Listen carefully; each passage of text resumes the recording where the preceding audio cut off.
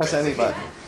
They're simple technology. Yes. Wow. Ladies and gentlemen, your 60s flashback. Our group had some extra time, so we made a graphic.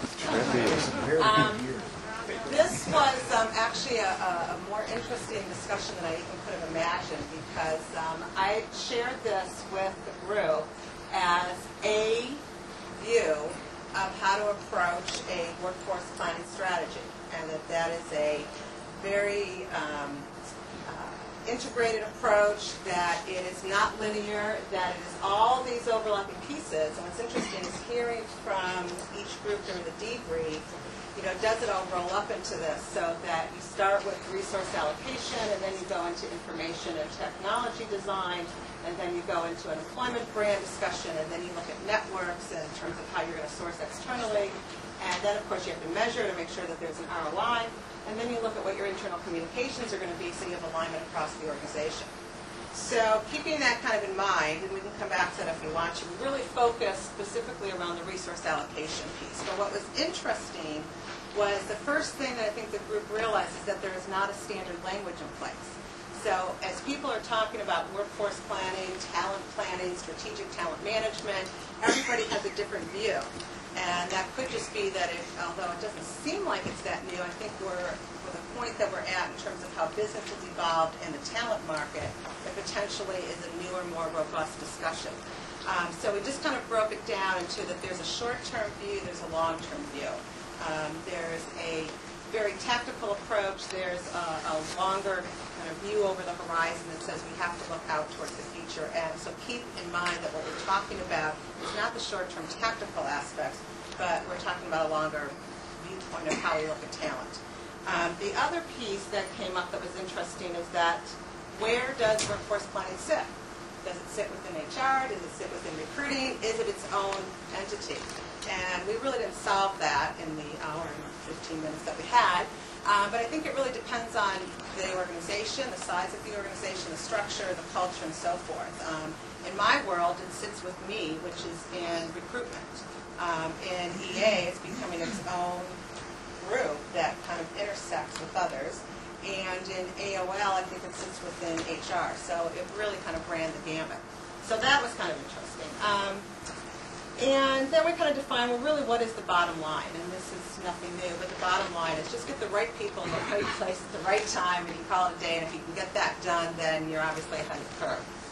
So we'll come back now and just look at the resource allocation piece. And the key message is here is that the very first step is that it has to align with the business plan. I think we've heard that come up several times throughout the day. But if you go out there and you just start recruiting, or you just sit and you wait until somebody comes to you and says, I need this, it stays reactive and you never really gain any traction. So the first step is, how does it intersect with the business planning process? And we broke that down into 3 different ways that you could approach that. It really depends, again, on the organization and in terms of the maturity of the overall process. So there are 3 different ways. One is that at the very least, it is done in tandem with the business planning process. And hopefully the business planning process is happening at least 3 to 4 months before the actual fiscal year begins, when you would be executing on this. So you have some time. The second piece is that the talent discussion would influence business strategy. So depending on what you know about talent, are you able to then influence where your company invests? So if you can say, gee, I can source people like crazy in Korea, let's go open up a facility in Korea, that adds value to the company. The third piece of it is that talent then becomes central to the innovation process, and innovation is the key differentiator in terms of how companies build a sustainable advantage. Then the talent equation has to be one of investment. And one of the, I think this group talked about over here a little bit, and I forget how you framed it. I have framed it as the, what is the opportunity cost of talent? So everybody comes back and says, oh, we can't overhire, we don't have the budget. But what is the cost of not hiring? If you know it takes 80 days to get somebody in a seat, and you're not going to have somebody there, what's the cost of not having them there? So it's flipping that conversation around a little bit. We talked a lot about supply chain and coming up with that idea that there's slats in the supply chain, and that kind of correlates back to that opportunity cost of talent and how do you build in investments that you make, and where do you use your marketing, your business knowledge? So how much knowledge do you have about your internal metrics? Do you know what your time to fill is? Do you know where you potentially have risk when it comes to skill? So that really calls, to the table that there has to be different groups that are involved in the discussion. That it's partly OD, it's partly HR, it's also the business discussion in terms of where there's investment. And so if you think about that from the perspective of how this would flow, think about that there's this conversation around the business planning process. It brings in the external data, that market data that Dave spoke to earlier, and that's kind of the starting point. What does that look like by market? So for instance, for us right now, our most difficult market is Austin, Texas. Thank you, Hank. But Austin, Texas right now has an unemployment rate of 3.7%. It's almost impossible to find PR people that are sitting in Texas, the Austin area, that are unemployed. So, if we know that, how does that influence what we're going to do to get talent moved into Austin if that's where that person has to sit and the client says that's where the person has to sit? So you can argue about telecommuting all day long, but if the client says they got to be there, they just have to be there. What that causes them to do is they step back and look at, well, what do you know about your internal talent community? And I'm just curious from a show of hands, how many people today feel really good about the view they have into their internal talent community? And they can say that they know everything about that talent, who wants to go where, what kind of skill they have, their experience level, what the review looks like. Do they want to be in Hong Kong in 2 years and stay there for an 18-month assignment? Does anybody have that today? I do. Cool, let's talk. What company are we? Main Sequence. We're a small ATS vendor. There's only 40 people. Oh, so you offer that product today? Well, I hired every one of them, and I know them all and see them every single day. They all sleep at the place, so we're pretty in tune with what they need and who they are. So, but the gist of it is that, before you can even think about going externally, you have to know something about your internal talent community so that that's going to influence then the next step. And the next step is, where are you going to invest in people's development? What does somebody's succession planning process look like so that you know what your backups are? And basically what that's going to do is reveal the gaps. So once you have those gaps revealed, then you can go externally. And I just want to make one more point there because of that OD connection. You're also going to be making some really critical decisions about what does your infrastructure look like around learning and development, where you make investments in terms of the pace of growth. And it also then influences that build versus buy decision. So then if we talk about, so we've got the whole internal knowledge piece, that's displayed the gaps. Then you can go externally, and then you kind of get into all this other stuff about certainly the brand, what kind of technology, what kind of CRM tools are you using, what kind of networks are you using, how are you using technology to be able to engage and give an experiential type of learning to candidates as they come to your website. And then the measurement piece, and obviously the internal communication. But to walk you through that external piece, I want to use an example around college recruitment. So we, from the data that we have, as an example, we know that in the mid-level of our internal talent community, we have a gap in terms of, from what happened during the dot-com crash, and a lot of PR companies weren't hiring. You weren't seeing people then moving on, so there's a gap at the mid-level today. What that gap has done now is created a tremendous shortage of PR talent, regardless of what industry you want to tap into, regardless if it's agency or corporate. And so if we look today and say, well, gee, how long does it take somebody on average to go from entry-level into this mid-level? Well, to get to the first step of mid-level, it's just under 3 years. Well, so if we say today that we can go on to college campus and we can start recruiting more aggressively and put those development plans in place, at least by the time we get to our next milestone in our strategy of 2010, we're going to be in a much better place. And that kind of comes full circle then back to what we talked about internal, because then it's how you start to move those people around. So that was kind of the overarching view in terms of how it has to flow down and make sure that before you start to do any of this other stuff around sourcing, you know what you're sourcing for and what your need is going to be, and then where you can make some of those strategic investments. Dave, did I leave anything out? Anything? Any questions?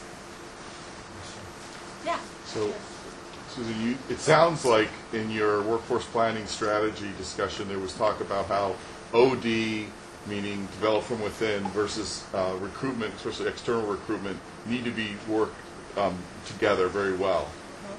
How do you kind of reconcile this with this faction of the recruiting community that wants to run away from HR?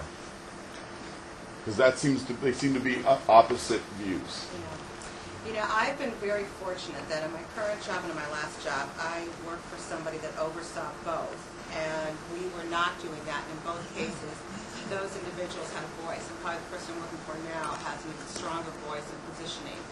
And so there is this intersection between OD, HR, and recruitment. I'd say even within that, though, how we align is still critical. So, but, you know, if I look at it today, I'd say probably where the intersection is with the CFO and the finance group. I'd say, you know, we have an opportunity today to get information sooner to inform those. So we're putting together a workforce planning council, and that group is going to go through some exercises in scenario planning and make sure that we're demonstrating what the risks are of not getting that. So maybe it comes down to how you create the compelling case around it. Did that answer the question, Neil? It does. I just think I don't know that there is a good answer, but I hear two camps. One camp is let's all just get together, and another camp is run away. So just interesting to see how that affects workforce planning. It is true though, because like a lot of the conferences I go to, I'm always amazed at how many recruiters will say I can't stand HR, or I'm not HR, and it's like. It's mind-boggling, like how important it is to work together because of the links between. I mean, ultimately, the role needs to be filled, and that might be internal, that might be external. So if you're not working together, the manager experience is going to suffer in the end. And I think it's really critical, especially if you look at internal movement, that almost becomes the most important point of intersection, because HR has to own the relationship with the employee. Recruitment then steps in terms of saying, okay, who do you have? Is this person ready? And gets them placed. But I think the other thing that the group talked about, please chime in if you want to add anything, is that recruitment has that market expertise that HR doesn't necessarily have, and that's a critical, contribution to make at the table. Yeah, I think that's so. I think you're getting to me, which I think is the single biggest opportunity for the field of staffing. Which to me, staffing is about placing people in positions, and whether they come from internal or external is a very secondary thing to placing them in. So you make that boredom more permeable. And the other thing is, if you look at sort of the basic, there are psychological truths. One is high potential candidates. One of the main things they're always looking for is I'm going into a job where I am going to develop and change. They don't want to get hired to do what you're hiring them to do, so much as they want to get hired to do something new and different and grow into someone else. And the more that you can hire with that in mind, which means having the development people have some sort of sense of, we can train this, we can't train that, hire these capabilities, so the minute people walk in the door, they're on this path of challenge and growth, as opposed to it's a virtuous cycle, because you end up saying people take opportunities usually because it's challenge, which means also getting hiring managers to say, we don't want to hire finished products. They cost more, and they'll be dissatisfied on the first day. Do you have to sit with product planners when you do this? The product planners? The people who are going to decide what businesses, what your new products are and what new markets are. Well, our product is people, so because we do PR. So in your case, yeah, talent management is the I think management. actually A lot of companies do widgets. Because David raised that with AT&T, where they actually came up with product development and didn't tell anybody in HR who could appropriately plan for the workforce, and therefore they couldn't fulfill the product. Exactly. But we do, absolutely, because if you think about that, it has to start with the business discussion, then absolutely. But I think it's also then up to, in our case, it's up to our agency advisory board, where they're going to be investment decisions. So where is there going to be growth? I think as you look at how dispersed if you have a critical mass, it's fairly easy. We have this mix of, I guess it's a hybrid, where we have critical mass in the Northwest, and then we're very widely dispersed across the rest of the country. So, that in some ways brings up a very different variable in terms of how do you get the ease of movement. I hire who my engineers ask for. They come to me and say, this is what we want to do. Can you find somebody who can help us do it? Okay. But I guess, Mary's got a question, and then I was just thinking, no one's really talked about when you talk about looking inside the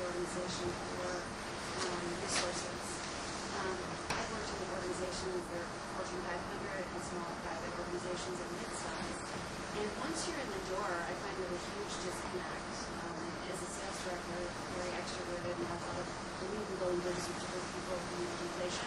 But I have to say that I think the weak link is between those HR people and the candidates, because that's the last person I would go and tell my hopes and dreams of where I want to be 5 years from now, because I don't think that they build those bridges with the organizations. They're too focused on filling the jobs, saving, or the problem people, the people who are most successful in driving revenues, aren't really considered. And I think oftentimes the external candidates have a much easier time getting those next bump up in their career. And this, a lot of organizations might hire from within, I think more often than not, HR is disconnected from that. I think the manager. It's the hiring managers. So I would build that, because I think one of the things, the managers are not rewarded for promoting people above them, which in very few organizations, a manager is punished for losing high talent from their team, rather than saying, what a fantastic manager you are, you've never progressed, but you keep cycling people through your organization to other parts. And I'd be curious if any of your organization compensates managers for internal promotions or lateral transfers, because some of your best internal recruiters, I'd say, are the managers. Well, yeah, they want to keep people. They'd rather continue to think of a different area of the business or get promoted rather than losing them to the competition. And they usually I think internally it's an artificial labor market, because labor is controlled. Managers will hoard their talent. Right. They don't want to hoard people going work in all the divisions. There's poaching. There is people trying to pop off their bad apples to the division next door. So it's a very unnatural labor market where the people's own interest never comes first. It's their manager who will say, I don't want to lose you, so don't even look at the nice job in Division B. And HR is protecting the company, not looking at the employee. So I've been on both sides of the table. I actually grew up on the female side and now I'm in HR. So I would say that there's a couple of things. Yes, that does happen.